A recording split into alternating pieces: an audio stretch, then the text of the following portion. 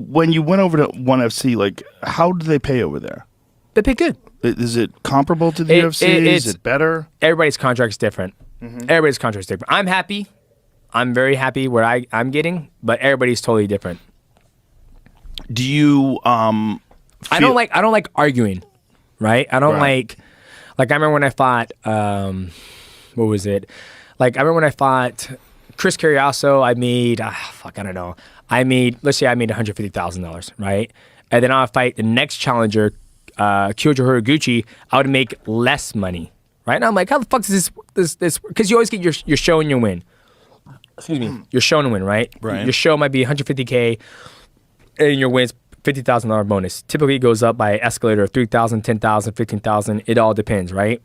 But then when I fought Chris Carriasso, I made let's say $150,000, and then when I fought Kyoji Horiguchi, I made less. Even though the pay it went up, I still made less money. Why? Right?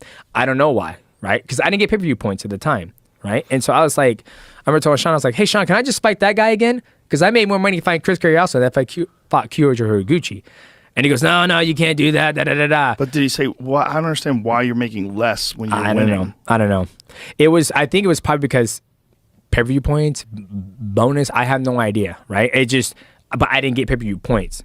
So that's the biggest thing. And then I remember when it came time for me to renegotiate my contract after I beat Henry Cejudo the first time, like I argued but I fought for pay-per-view points, right? Because that's where you start making that next wealth, right? Like shit, John Jones hasn't fought 2-3 years, right? And he's made all that money in pay-per-view points, so he has that opportunity to take 2 to 3 years off, right? So for me, I fought, and I was like, I want pay-per-view points, like even though I don't draw, right? I mean, hopefully one day I am a draw, but if I land on a Conor fight, or if I land on a Conor fight or a John Jones fight or whatever, that's going to bring in 875,000 pay-per-view buys.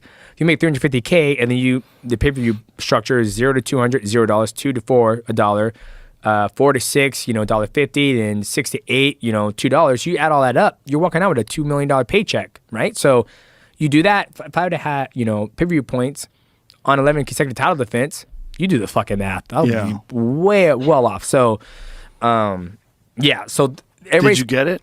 No, I got it on one fight, and it's when I fought Henry Cejudo the second time. But I felt like they gave that to me after I fought Ray Borg. I was about to fight Ray Borg. We're in Montreal. We're in Canada. I was cutting weight. They called, say, hey, stop cutting weight. He's not gonna make it. I'm like, the fuck, man. We're gonna push the fight back to 3 weeks later. Fought in Vegas, and after I beat him in Vegas, so like, hey, we're gonna give you pay-per-view points on your 11th on this one against Henry Cejudo, and that was it. So I was always at a ceiling, but I don't like that back and forth. I don't like the tension. I don't like the tension. I don't like the negotiation. It's like, hey, this is what I want. This is what I think I'm worth. How can we get here, right? There was never any transparency. Just chill and talk in a non-hostile environment. That makes sense. And how is the difference between the way they treat you at ONE FC? It's great. We talk. We like.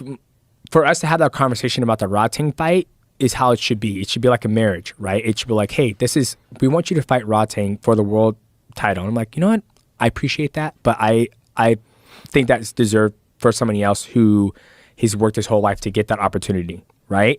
Okay, well, what did you have in mind? I was like, well, I would love to fight him. Let's do Muay Thai. I feel like that dialect should be going, but obviously we never got to that point when I was in, the UFC, so.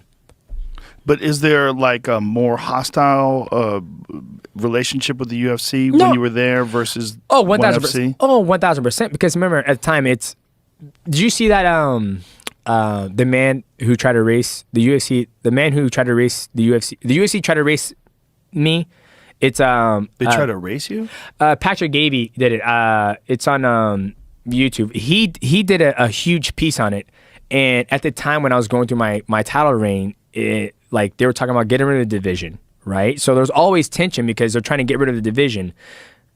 You know what I mean? Yeah. So imagine that you're killing it. You're fucking just destroying everybody in the division, and next thing you know, the CEO or the boss who goes, "I'm gonna get rid of that fucking division because it's not bringing any money." How do you think it's gonna make you feel? Not good. Exactly. So that's where the tension starts to battle. So how are you going to have a relationship with somebody who wants to get rid of your division when you're going out there trying to put on exciting fights, right? So that's where the tension. That's where the tension started from. Was this? I'm trying to remember. Was this before WME bought the UFC? Yes. Yes. Okay. This is. I totally forgot about all this until this guy did it, and I sat there and watched. And I'm like, holy shit! I forgot about that. Like I forgot about all the things that was said on public.